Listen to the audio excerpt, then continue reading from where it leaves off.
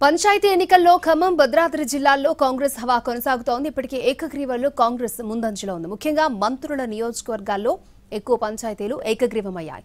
ఉప ముఖ్యమంత్రి భట్టి విక్రమార్క, మంత్రి బొంగులేటి శ్రీనివాసరెడ్డి, తుమ్మల నాగేశ్వరరావు నియోజకవర్గాల్లో అత్యధికంగా ఏకగ్రీవాలు జరిగాయి.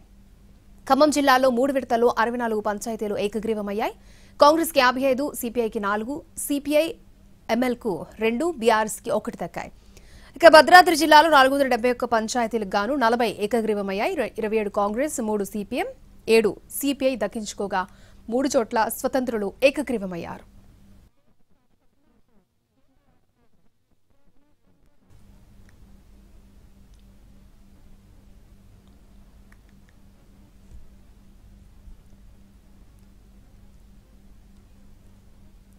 తొలి విడత పంచాయతీ ఎన్నికల్లో ఉమ్మడి ఖమ్మం జిల్లాలో ఏర్పాట్లకు సంబంధించి పూర్తి వివరాలను మా ప్రతినిధి భూపాల్ మనకు అందిస్తారు.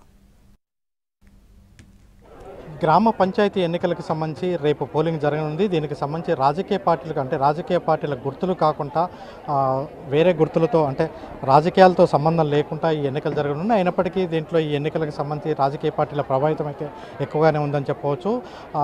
గ్రామాల్లో కావచ్చు, జిల్లా వ్యాప్తంగా కావచ్చు, ఏ పార్టీ ఎన్ని గెలిచింది అనేది అంచనాలు వేసుకుంటున్నారు. ఇప్పటికే దీనికి సంబంధించి అధికార పార్టీ పూర్తిగా అధికారం వైపు అధికార పార్టీకి సంబంధించిన వ్యక్తులే వీళ్ళు పలానా వ్యక్తులు కాంగ్రెస్ పార్టీకి సంబంధించిన వాళ్ళు, వీళ్ళు బీఆర్ఎస్ సంబంధించిన వాళ్ళని గుర్తింపు చేసుకొని వాళ్ళకి ఎన్నికల ప్రచారం అయితే కొనసాగిస్తున్నారు. ఈ నేపథ్యంలో ఖమ్మం జిల్లాకు సంబంధించి 3 మంత్రులు కూడా వీళ్ళు కాన్సల్టేషన్ చేసి అత్యధికంగా గెలిపించుకోవడానికి ప్రయత్నం చేశారు.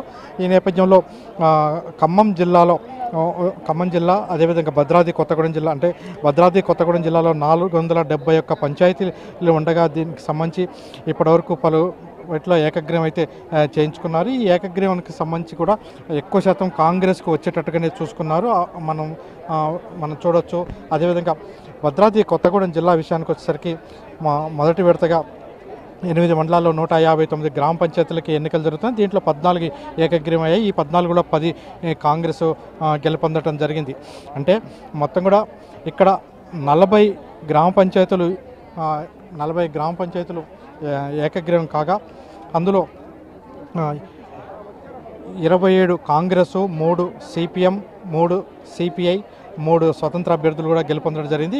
అదేవిధంగా ఖమ్మం జిల్లా విషయానికి వచ్చేసరికి 64 అంటే 3 విడతలు కలిపి 64 గ్రామ పంచాయతీలు ఏకగ్రీవమై ఈ 64 గ్రామ పంచాయతీలో కాంగ్రెస్కి 55 రాగా సిపిఐకి 4, సిపిఎంఎల్ మాస్ లైన్కి 2, బీఆర్ఎస్కి 1, స్వతంత్ర అభ్యర్థికి 1 ఏకగ్రీవంగా అయిపోయాయి. అంటే ఈ ఏకగ్రీవాలకు సంబంధించి చాలా చోట్ల కూడా కాంగ్రెస్, సిపిఐ అదేవిధంగా మిగతా పక్షాలు కూడా కలిసి నిర్ణయాలు తీసుకున్న పరిస్థితి ఉంది. ఖమ్మం భద్రాద్రి జిల్లాలో ఇప్పటికీ ఏకగ్రీవాల్లో కాంగ్రెస్ హవా కొనసాగితే అదేవిధంగా రేపు రిజల్ట్స్లో కూడా అదేవిధంగా ఉండే విధంగా చేయడం కోసం కాంగ్రెస్ నేతలు మాత్రం విశ్వ ప్రయత్నాలు చేస్తున్నారు.